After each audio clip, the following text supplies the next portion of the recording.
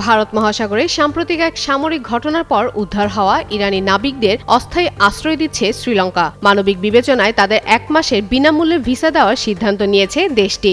রোববার দেশটির জননিরাপত্তা মন্ত্রী আনন্দা উইজেপালা সাংবাদিকদের জানান, আন্তর্জাতিক আইন ও মানবিক বিবেচনায় উদ্ধার হওয়া ইরানি নাবিকদের গ্রাটিস বা বিনামূল্যে 1 মাসের ভিসা দেওয়া হবে, যাতে তারা সাময়িকভাবে শ্রীলঙ্কায় থাকতে পারে। প্রয়োজনে ভবিষ্যতেও এমন সিদ্ধান্ত নেওয়া হতে পারে বলেও তিনি ইঙ্গিত দেন। তিনি আরও বলেন, এই সিদ্ধান্ত কোনো পক্ষকে সমর্থন বা বিরোধিতা করার জন্য নয়, বরং সম্পূর্ণ মানবিক কারণেই নেওয়া হয়েছে।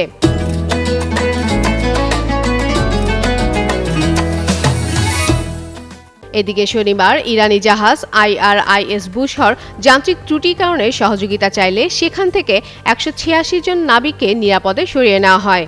এর আগে গত বুধবার ইরানের যুদ্ধজাহাজ IRIS ডেনা শ্রীলঙ্কা উপকূলের কাছে মার্কিন সাবমেরিনের টর্পেডোর হামলায় ডুবে যায়।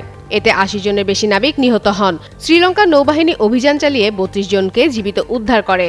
উদ্ধার হওয়া নাবিকদের মধ্যে কয়েকজনকে দক্ষিণাঞ্চলীয় বন্দরনগরী গালের করাপিটিয়া জাতীয় হাসপাতালে চিকিৎসা দেওয়া হচ্ছে। তাদের নিজ দেশে ফেরত পাঠানোর বিষয়ে এখনও চূড়ান্ত সিদ্ধান্ত হয়নি বলে জানিয়েছে শ্রীলঙ্কা সরকার। তবে কলম্বো বলছে, পুরো বিষয়টি আন্তর্জাতিক আইন মেনে এবং নিরপেক্ষ অবস্থান বজায় রেখেই সামাল দেওয়া হবে।